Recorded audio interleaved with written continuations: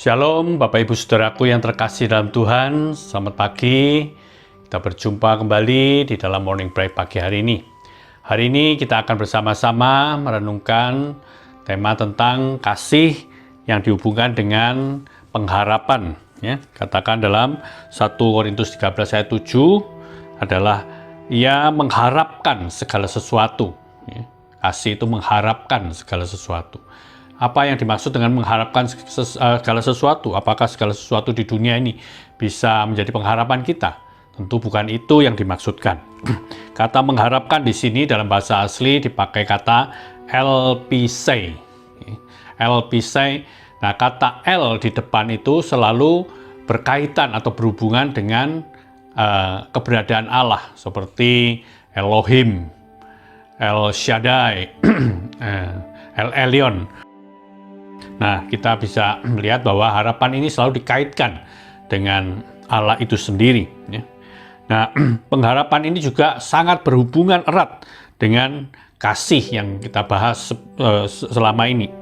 Seperti dikatakan dalam Roma pasal 5, ayat yang ke-5 ya.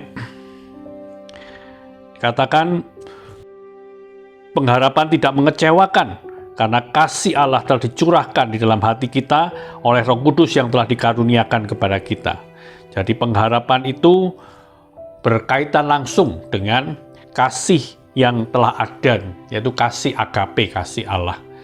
Nah, Bapak Ibu Saudaraku yang terkasih dalam Tuhan, di dalam pengharapan inilah kita boleh memiliki kekuatan, khususnya ketika kita itu menghadapi situasi, kondisi, tantangan di dalam kehidupan kita.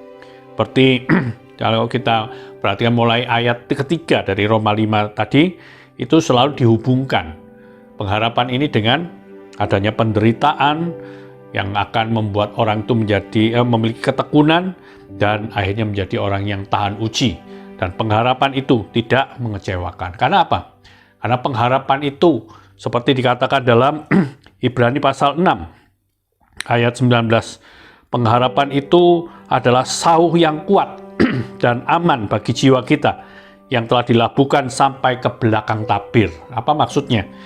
Dalam bahasa Indonesia sehari-hari dijelaskan lebih rinci dan kita bisa mengerti lebih dalam lagi. Katakan harapan kita itu seperti jangkar yang ditanam sangat dalam dan merupakan pegangan yang kuat dan aman bagi hidup kita. Harapan itu menembus gorden ruang maha suci di ruang Tuhan di surga. Nah, kita bisa lihat bahwa pengharapan itu digambarkan seperti sebuah kapal yang ada di tengah-tengah laut yang begitu banyak ombaknya. Supaya dia itu tidak terseret ombak, tidak terseret arus, dia memasukkan jangkar ke dalam laut supaya dia bisa tetap tenang di sana. Seperti itulah harapan kita itu seperti jangkar di dalam ruang maha suci, di dalam bait Allah, di dalam pemahaman orang-orang Israel seperti itu. Yaitu apa? Keberadaan Allah. Katakan ruang maha suci di rumah Tuhan di surga. Seperti katakan dalam bahasa Indonesia sehari-hari ini. Jadi artinya apa? Pengharapan itu memiliki satu potensi kekuatan yang luar biasa. Nah, bukan kebetulan kalau hari ini tema ini akan kita bahas.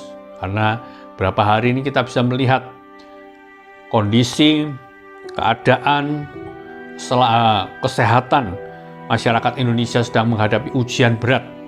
Kemarin kita bisa melihat juga orang yang terpapar COVID makin hari semakin bertambah banyak meskipun upaya pemerintah sudah sedemikian keras. Kemarin kita sudah melihat statistik menembus 40.000 lebih orang yang terpapar. Ya. Itu membuat mungkin kita takut, buat kita gentar, buat kita tidak tahu apa yang harus kita hadapi.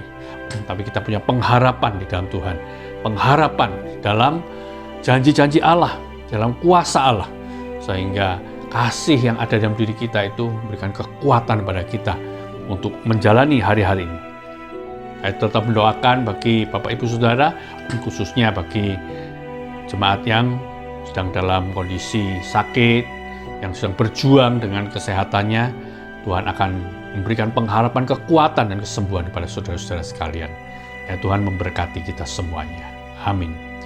Morning Bright, let your light be bright in Christ.